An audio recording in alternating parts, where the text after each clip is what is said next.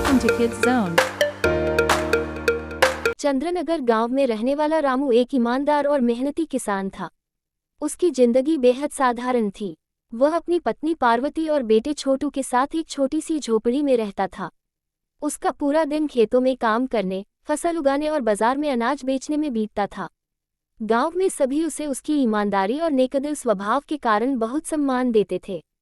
एक रात जब पूरा गांव गहरी नींद में सो रहा था, कुछ चोर रामू के खेत में घुस आए। वे उसकी फसल का एक बड़ा हिस्सा काटकर ले गए और साथ ही उसके बैल भी चुरा ले गए। सुबह जब रामू ने देखा कि उसकी मेहनत का इतना बड़ा नुकसान हो चुका है, तो उसके पैरों तले जमीन खिसक गई। बैलों के बिना वह खेती नहीं कर सकता था और फसल के बिना उसका परिवार भूखा रह सकता था। वह हताश होकर गांव के सरपंच के पास गया और पूरी घटना बताई। सरपंच ने उसे सलाह दी कि वह नज़दीकी पुलिस थाने में जाकर रिपोर्ट दर्ज करवाए। रामू पहली बार पुलिस थाने गया था। वहां के इंस्पेक्टर शिवकुमार ने उसे कड़ी नजरों से देखा और रूखे स्वर में पूछा, क्या बात है बाबा? रामू ने अपनी टूटी फूटी भाषा में अपनी समस्या सुनाई। पहले तो इंस्पेक्टर ने उसे टालने की कोशिश की और कहा, ये तो एक मामूली चोरी है किसान जी, ऐसी घटनाएं होती रहती हैं। लेकिन जब रामू की आंखों में आंसू आ गए और उसने दर्द भरे स्वर में कहा, साहब मेरे लिए ये छोटी चोरी नहीं है, मेरी पूरी जिंदगी इसी पर निर्भर है, तो इंस्पेक्टर का दिल पिघल गया। शिवकुमार ने तुरंत अपने सिपाहियों को गांव भेजकर जांच करने का आदेश दिया। पुलिस ने खेत का मुआयना किया और वहां मिले कुछ पैरों के निशान और टूटे हुए गाड़ी के पहियों के निशानों की जांच की। पुलिस को यह अंदेशा हुआ कि चोर गांव के ही किसी व्यक्ति के जानकार हो सकते हैं।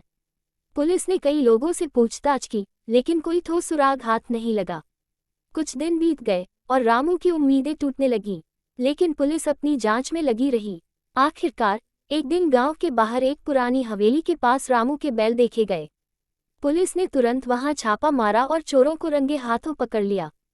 पूछताछ करने पर पता चला कि वे पेशेवर चोर थे जो आसपास के गांवों में चोरी किया करते थे। चोरों को गिरफ्तार कर अदालत में पेश किया गया, जहां उन्हें उचित सजा सुनाई गई।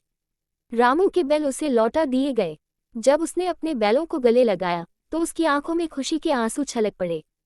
इंस्पेक्टर शिवकुमार ने शर्मिंदा होकर कहा, बाबा हमें माफ करना, हम पहले तुम्हारी परेशानी को हल्के में ले रहे थे, लेकिन तुम्हारी सच्चाई और धैर्य ने हमें मजबूर कर दिया कि हम न्याय करें। रामू मुस्कुराया और बोला, साहब न्याय में देर हो सकती है, लेकिन अंधेरा हमेशा नहीं रहता।